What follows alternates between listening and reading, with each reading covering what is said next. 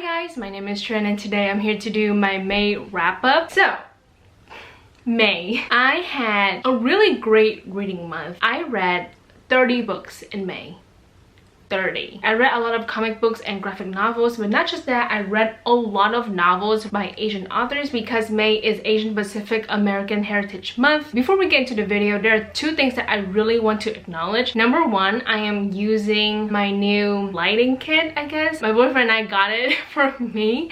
So thank you so much, Jonathan, for helping me pay these things. Number two is that I am exhausted. Okay, I'm so freaking tired because I did not get any sleep last night. I was literally crying because I wanted to sleep so bad, but I couldn't fall asleep at all. I'm like dead inside. Grab a snack because I have a feeling that this video will be so freaking long. I read 30 books, but I really hope that the way I talk about these books, they will be really fast because I'm not going to talk about all of them. Like, I will mention them in like a series, you know.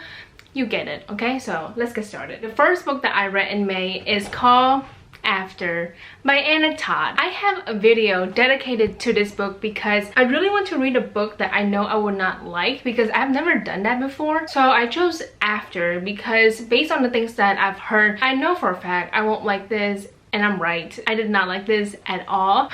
This book is a new adult romance novel following Hardin and Tessa. So Tessa is going to college for the very first time. She has a boyfriend back at home. She meets a guy named Hardin at college, and of course they fall in love. It's just that, okay? It's just so annoying. I totally forgot to give you the trigger warnings for this book. We have cheating, slut shaming, emotional abuse, and violence. I don't like this at all. I kind of hate it because I wasted my damn time reading this because it was supposed to be a fun video, but oh my god, it backfired completely. I just don't like the story because nothing happened. It's just the same thing over and over again. Tessa is cheating on her boyfriend multiple times in this, so it's just her emotionally manipulating her ex-boyfriend, and then when she's with Hardin, he is emotionally abusing her. It's just this cycle of them getting back together, breaking up, getting into a fight, getting back together. It's just that over and over again, and I hate the fact that this book is so freaking long. It's 600 pages of nothing. I gave this book 1 out of 5 stars. It was so bad. I watched the movie afterward, like 2 weeks later. The movie is still bad, but it's not as bad as the book. Don't watch the movie though. Don't read the book, don't watch the movie. Don't waste your time with this. Of course, I actually read 9 volumes of Saga by Brian K. Vaughan and Fiona Staples. I actually filmed a video of me reading all 9 volumes. Hopefully the reading vlog will be up sometime in May. I've read all 9 volumes on Libby, and if you don't know, Libby is an app that you can use to borrow ebooks and audiobooks from your local library. I love Libby so much. Oh my god, I use it so often nowadays. If you don't know, Saga is a comic book series. It's so popular. I feel like everyone has heard about this. So it follows 2 main characters named Margot and Elena. Basically, they're like star-crossed lovers because they love each other. They're like married in the beginning of the first volume. They have a kid, but they're not supposed to be together because the places where they're from, basically they're at war. People don't want them to be together. So many people are after them because, like I said, they're not supposed to be together. So it's just a story about the family and the people that they encounter, and then of course we meet other characters as well. This series is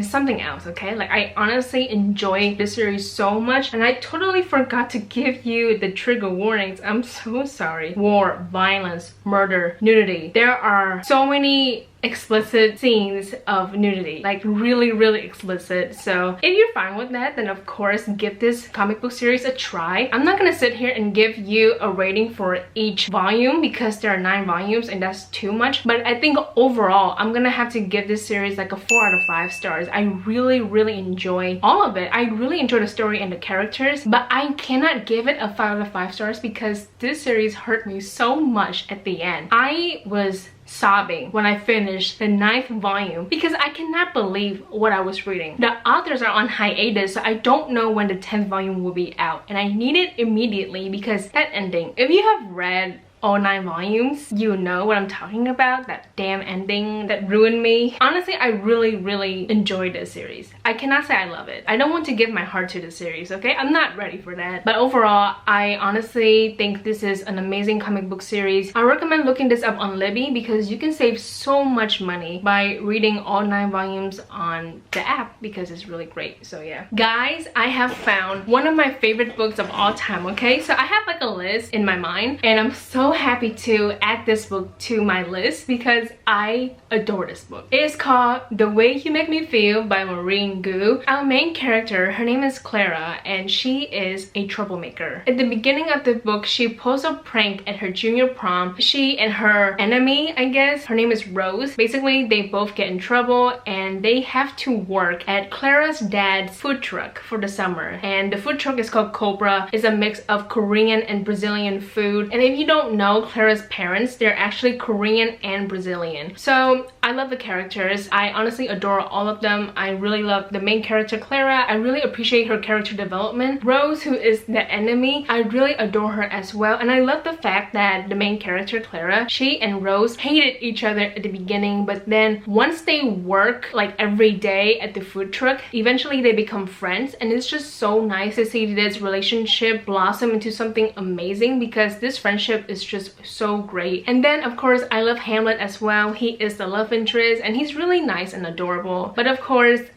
the dad, he's the best. Clara has the best father ever, okay? Like he's literally the best. I was crying at the end of this book because there's like a certain scene that made me really emotional and I ended up crying. Of course, I give this book 5 out of 5 stars. It's so freaking good and I know for a fact that I will want to reread this book in the future. So maybe like next year I will probably reread this book because I love everything about this. So in May, I reread the Hunger Games trilogy for the very first time in 8 years. I have a reading vlog of me rereading all 3 books within like a week, so I will have that video linked down in the description box below, but then also in the cards. In the very first book, it follows our main character. Her name is Katniss Everdeen. She lives in District 12. The districts are being punished, so every single year 2 tributes from each district have to fight in the Hunger Games, and basically that means that they have to kill each other. In the beginning of this book, Prim, who is Katniss' sister, she is reaped to be one of the tributes and Katniss volunteers for her sister, so she has to fight in the Hunger Games. This trilogy was so good, okay? It was just so fun to reread all 3 books. The first 2 are honestly untouchable, like they're that good. This book is such a good commentary on the fact that these children are forced to fight in the arena, and of course it's like entertainment for the people in the capital, and of course it's really horrible because like they see this as a fun game where they can bet and like sponsor the tributes. Meanwhile, they kill each other. They don't have a choice. They are forced to kill each other. This book gets a 5 out of 5 stars for me because I loved it so much. It was so fun. It was really good. It was fast-paced. I love the characters. Catching Fire, oh my god, another great book in this series. Honestly, I was really shocked to find out that I loved the first 2 books equally. I give this book 5 out of 5 stars. It's a great sequel, and of course I love the book to movie adaptation. It was phenomenal. And now Mockingjay. I don't love this book, okay? I really don't. When I was rereading this in May, I had a hard time giving it a rating and explaining why I gave it a 3.5 out of 5 stars. I think, yeah, that's my rating. I liked it, but at the same time, it's not as amazing as the first 2 books. Don't have much to say, but I don't hate this book. If you are curious, I did read this book, but I will talk about it later. So yeah, I reread the Hunger Games trilogy towards like the beginning of May, and it was such a good experience, okay? I'm so glad I did that. Another book that I read for the Asian Readathon is American Panda by Gloria Chow. So this book follows our main character named May, and her parents are very strict. Her parents really want her to be a doctor because it's a really great profession. However, May is a germaphobe and she does not want to be a doctor at all. But not just that, turns out the parents disown their oldest son for a very dumb reason. Like, it's honestly ridiculous. That's what this book is about. And then of course, I totally forgot, sorry. She has a thing for this guy who is Japanese, and her parents don't want her to be with someone who is not Taiwanese, okay? Like they really want their daughter to be with someone who's Taiwanese. Honestly, it was just okay. I didn't really love it. I just didn't connect to any of the characters, which is very unfortunate. The thing that I noticed is how horrible the parents are, because the way they treat their children is astonishing. And it does suck that May feels so suffocated. Like honestly, I feel like I didn't love this book because I feel suffocated. Maybe that's like the whole point, because her parents are so strict. I will say that the one thing that I truly appreciate is the mother's character development. At the beginning of this book, she was so annoying, but towards the end, I just respect her because I'm like, wow, look at this woman. I really like the mom. I love the fact that she has grown so much. I gave this book a 3 out of 5 stars. It was just okay. I didn't love it, but I'm gonna keep my copy because it's annotated. Guys, I have found another favorite book of all time. This book is called Almost American Girl by Robin Ha. This is a graphic memoir about the author and how she and her mother moved from South Korea to the United States of America. So I read this book on Libby. After I finished it, I was like, I love this book so much, and my boyfriend Jonathan, the love of my life, basically he really wants to get me a book for graduation because I graduated from college in May, which is, you know, a good thing. But basically he was like, I really want to get you something, so I asked him for this, and the thing is I told him to have this shipped to his place so he can read it and then he can give it to me. He really enjoyed it, and I love this book so much because I feel represented when I read this book. Like I said, this is about the author, and I just relate to everything that she went through in this. The fact that she was what, 13, 14 when she moved to America, she had to learn English, and she was in ESL class, ESL I guess. I'm speechless right now because I'm tired. I'm so tired. But then also I have like so many feelings and I don't know what I should say. Let's just say that I feel really represented because I moved to America with my mom when I was 8 years old. I had to learn English. I had to make new friends. I feel so happy to have a book that I'm like, that book is something that I truly relate to. And yeah, this book is amazing. I love it so much. I also really like the art. I think it looks really nice, and of course I totally forgot to say this, but we learned a lot about the author's mom as well, and that is very important because she is the mother, obviously. I give this a 5 out of 5 stars. I highly recommend this book. Oh my god, I love it so much. I'm so happy to have this. So thank you, Jonathan, for giving this book to me for graduation because it means so much. In May, I finally read a book that I should have read 2 years ago, and it's called Children of Blood and Bone by Tomi Adeyemi. I buddy read this book with Sandy from Sandy Reads a Lot. She actually reread this book because she really wants to continue with the series, but this was my very first time reading this book, and I'm so glad I finally read it because I really enjoy it. So this book is about our main character named Zeely and how she is one of the Magi. Is that it? I like the fact that I read this book and I don't remember what happened. Wow. The characters, they live in a world where magic is gone because the king does whatever it takes to eradicate the magic in this world. It's up to our main characters to get the magic back. Guys, this reminds me so much of Avatar: The Last Airbender. First of all, the representation is great. And then of course, I love learning about the magic system and the fact that the Magi, they have like white hair and sometimes they have like white streaks. Let's get to the problem. So Zuko, basically. Actually, I should not say that. Zuko is flawless. When we were introduced to Anan, who is the prince, the son of the king, and he really needs to like kill our main character and make sure that magic is gone to make his father proud. I got Zuko vibe, but at the end I'm like, nah, Zuko is 10 times better. But when it comes to Anan, his characterization is a flop. It fails, okay? It's a mess. Basically, this man keeps flip-flopping all over the damn place. So one minute he's the bad guy. He wants to kill our main character. Next thing you know, he falls in love with her. And when I was reading this, I was like, oh my god, I ship them. But of course, throughout this book, he switched sides so easily. Towards the end, I was just fed up because I'm like, dude, pick a side and stay on that side, okay? I don't like it when a character keeps going back and forth like this because it's just so flimsy. It's not the right word, but it's just really messy because at the end I was so annoyed because this man cannot get his shit together because he keeps going back and forth. But his sister is the shit. What's her name? Oh my god. Amari.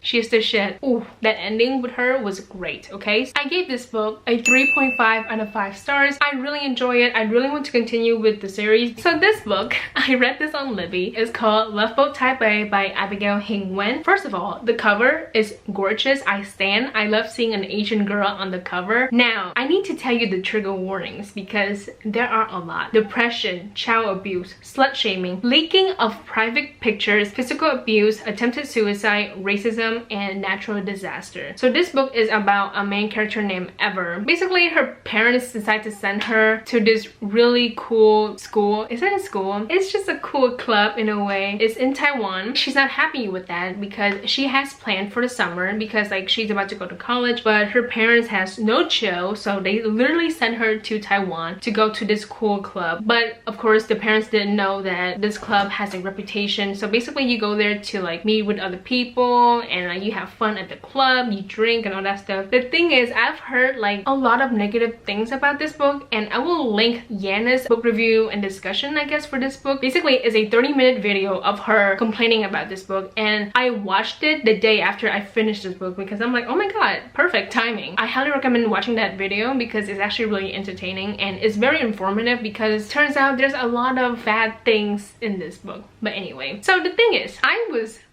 bored for the first 40% of this book, okay? And of course, I have found out that whenever I'm bored, I would want something petty to happen, and I got my wish, basically. Let's talk about the characters. Honestly, the only character that I truly give a shit is Xavier. He is a great guy. He does make some mistakes, but still, he's interesting. The others are kind of fun, but overall, I'm like, whatever.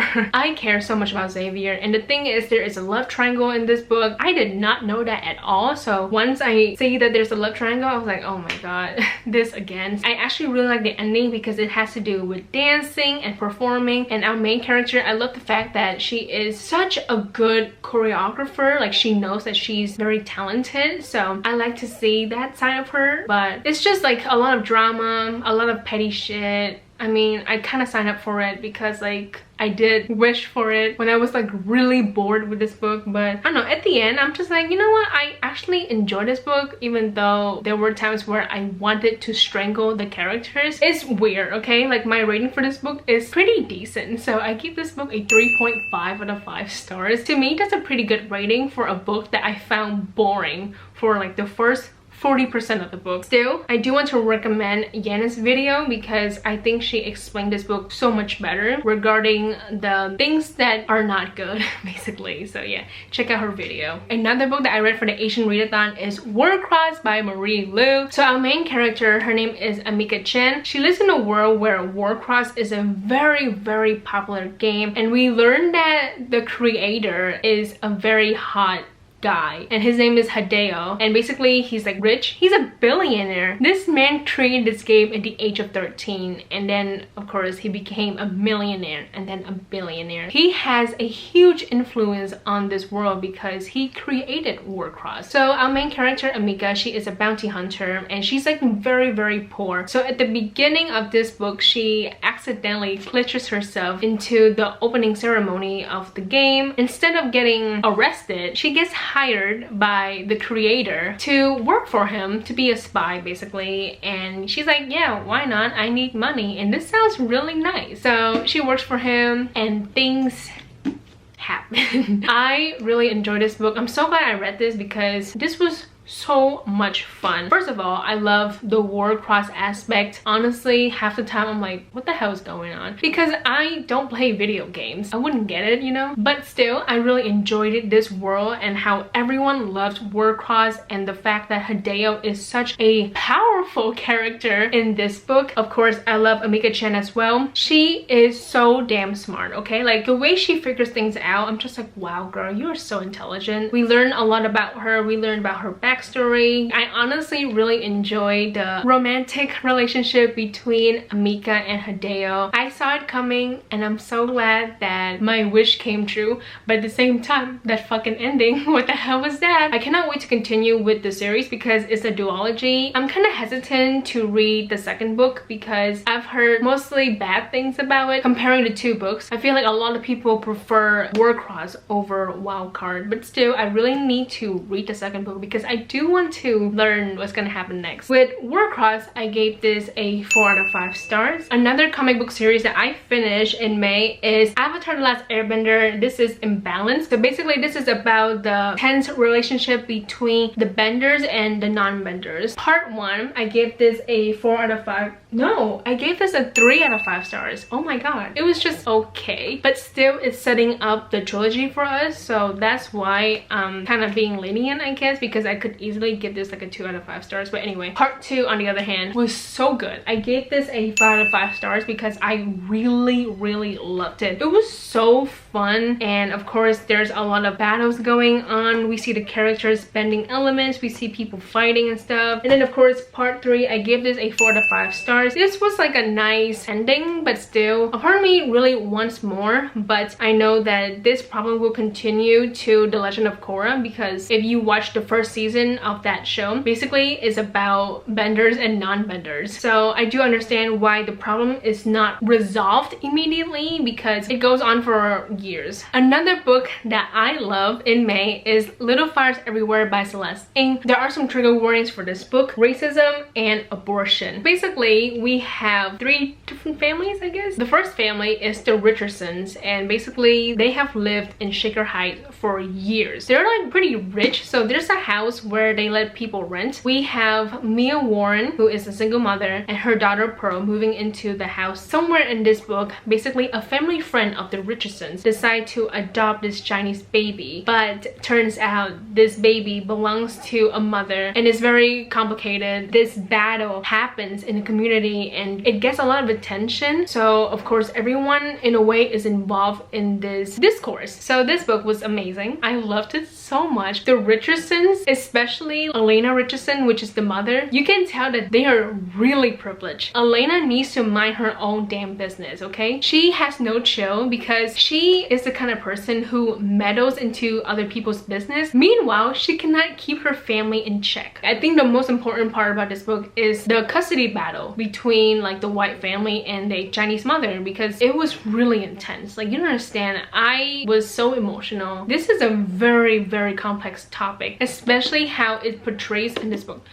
I don't know. I really enjoy it. I like the ending. I honestly really enjoy the ending and how it happened. I just really enjoyed this book, and I'm so glad I read this book in May. I gave it a 5 out of 5 stars because I just had so much fun reading this book and I learned a lot. So this book is great. Of course, we're going to talk about ebooks because I read them on Libby. I finally read If I Was Your Girl by Meredith Russo. I've been wanting to read this book for years, literally 3 years. There are some trigger warnings for this book: bullying, suicide, transphobia, homophobia, and rape. If you don't know, this book is about a transgender girl, and the author is actually a transgender woman. And I believe the model on the book cover is transgender as well. So I think the representation is really good and important. Our main character, her name is Amanda. Basically, she was bullied at her old school and she moves in with her dad. She goes to a new school. She falls in love with a guy. It's just her trying to figure things out and living the life that she always wants. Although I really appreciate the representation, I just didn't love this book. There was like a few times where I'm like, I'm not really feeling the story, and the love interest, he's fine, but their relationship happened so quickly. Like the main character, Amanda, and the guy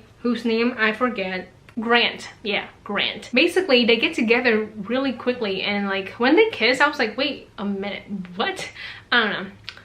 That's just my opinion. But the part that really bothered me is how the main character was outed. Oh yeah, I'm sorry, I forgot. In this book, Amanda is outed for being transgender. That shit sucks. It sucks so bad. Overall, this book was like good, but I didn't really love it. And I gave this book a 3.5 out of 5 stars. I think that's all I have to say. It's just like a good book. I'm glad I read it because I've been wanting to read this book for like 3 years, but I just didn't love it, which is a bummer because I really wanted to love this book. book. Another graphic novel that I read is called Laura Dean Keeps Breaking Up With Me by Mariko Tamaki and Rosemary Valero O'Connell. There are some trigger warnings for this book: cheating, toxic relationships, abortion, and cheating. I put cheating in twice. Oh my god. So this book is about a main character whose name is Freddie, I believe. Yeah, Freddie Riley. Basically, she is in this relationship with her girlfriend Laura Dean, and this bitch Laura Dean is a mess. She is so manipulative and abusive. This relationship is horrible, and it affects the people around Freddie as well, like her friends.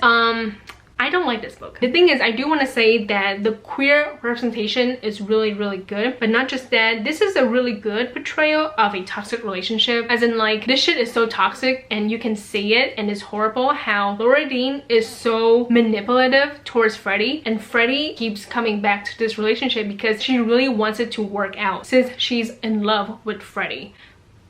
Laura Dean, sorry.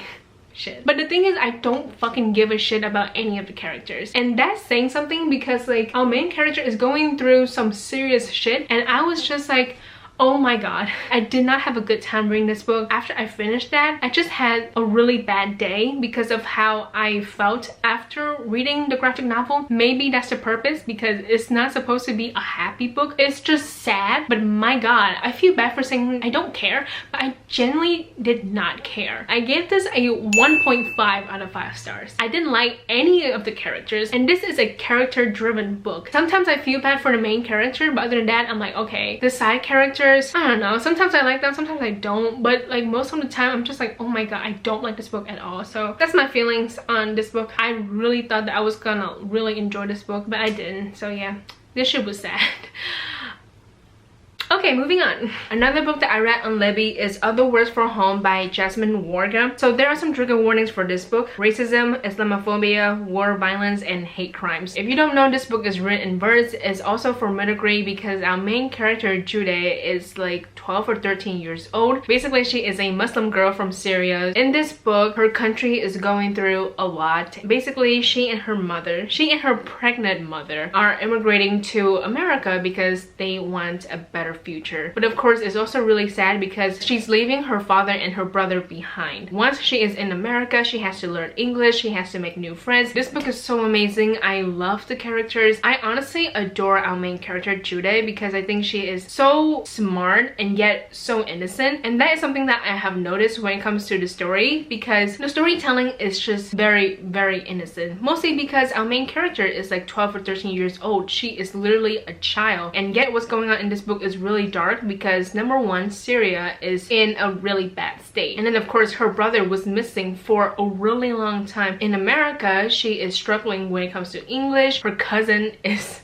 kind of mean. I really relate to the story regarding the fact that she has to learn English at a really young age, and I love reading books where the main character is not good with English because I relate to that. Overall, this book is amazing. I gave it a 4.5 out of 5 stars. I think everyone needs to read this book. The representation is also really amazing, so highly recommend this novel because I feel like it's really underhyped. One of the most anticipated releases of 2020 is The Ballot of Songbirds and Snakes by Susan Collins. Of course, I reread the Hunger Games trilogy for this book because this came out towards like the end of May. I got this immediately, and of course I read it with my boyfriend. If you don't know, this book follows President Snow and how he is a mentor for this tribute from District 12. This book is disappointing. My issue is that this book is like 500 pages, so like it's actually longer than the Hunger Games trilogy. I'm talking about like each book, and this was dragged on for so long. Oh my god, there were so many times where I was just so damn bored because the pacing is really off. It's very inconsistent because like it's so slow, and then it gets a little bit exciting, and then it just goes back to being slow, and then it gets a little bit exciting. It's just like that throughout the entire book. I will say that Snow